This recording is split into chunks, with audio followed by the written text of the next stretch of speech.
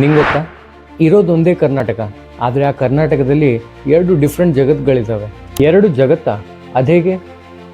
ದಕ್ಷಿಣ ಕರ್ನಾಟಕ ನೋಡಿದರೆ ಬೆಂಗಳೂರು, ಮೈಸೂರು, ಮಂಗಳೂರು ದೇಶದ ನಕ್ಷೆಯಲ್ಲಿ ಹೆಮ್ಮೆ ತರುವ ಹೆಸರುಗಳು. ಭಾರತದ ಸಿಲಿಕಾನ್ ಸಿಟಿ ಬೆಂಗಳೂರು ಒಂದೇ ದೇಶದ IT ಎಕ್ಸ್ಪೋರ್ಟ್ಗಳಲ್ಲಿ 40% ಕೊಡುಗೆ ನೀಡುತ್ತಿದೆ. 7,000ಕ್ಕಿಂತ ಹೆಚ್ಚು IT ಕಂಪನಿಗಳು ಮತ್ತು 400ಕ್ಕಿಂತ ಅಧಿಕ ವಿದೇಶಿ ಕಂಪನಿಗಳು.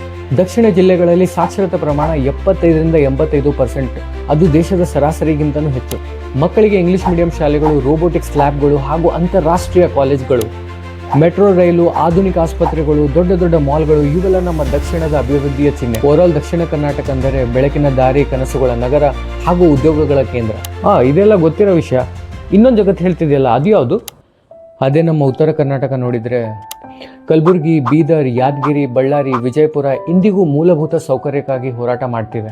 ಸಾಕ್ಷರತಾ ಪ್ರಮಾಣ 60% ಮಾತ್ರ, ದಕ್ಷಿಣಕ್ಕಿಂತ 20% ಕಡಿಮೆ. ಪ್ರತಿ ವ್ಯಕ್ತಿಯ ಆದಾಯ 30ರಿಂದ 40% ದಕ್ಷಿಣಗಿಂತ ಕಡಿಮೆ. 45 ತಾಲೂಕುಗಳು ಈಗಾಗಲೇ ಭೂಗರ್ಭ ಜಲ ಬೋನಾಗಿವೆ. ಇನ್ನು 90 ತಾಲೂಕುಗಳು ಗಂಭೀರ ಅಪಾಯದಲ್ಲಿವೆ. ಸಾವಿರಾರು ರೈತರು ಬರಗಾಲದಲ್ಲಿ ಬೆಳೆ ಬೆಳೆದರೂ ಕಣ್ಣೀರು ಕುಡಿಯೋ ಹಾಗಾಗಿದೆ. ಹಳ್ಳಿಗಳಲ್ಲಿ ಇನ್ನೂ ಶುದ್ಧ ನೀರು ಇಲ್ಲ, ಆರೋಗ್ಯ ಕೇಂದ್ರಗಳು ಇಲ್ಲ, ಹಾಗೆ ಉದ್ಯೋಗ ಅವಕಾಶಗಳು ಇಲ್ಲ. ಇಂದಿಗೂ ಅನೇಕ ಯುವರು ಉದ್ಯೋಗಕ್ಕಾಗಿ ಬೆಂಗಳೂರು, ಪುಣೆ, ಹೈದರಾಬಾದ್ ಕಡೆಗೆ ವಲಸೆ ಹೋಗಬೇಕಾಗಿದೆ. ಒಂದು ಕಡೆ ಮೆಟ್ರೋ ರೈಲು ಹತ್ತುವ ಯುವಕ, ಇನ್ನೊಂದು ಕಡೆ ಬಾವಿಯಲ್ಲಿ ನೀರು ತರ್ತಾ ಇರೋ ಯುವಕ, ಒಂದು ಕಡೆ ಸಾಫ್ಟ್ವೇರ್ ಕಂಪನಿ ಲಾಂಚ್ ಮಾಡುವ ಇಂಜಿನಿಯರ್, ಇನ್ನೊಂದು ಕಡೆ ಬರಗಾಲದಲ್ಲಿ ಹೊಲ ನೋಡಿಕೊಂಡು ಆತ್ಮಹತ್ಯೆಗೆ ಯೋಚಿಸ್ತಿರೋ ರೈತ.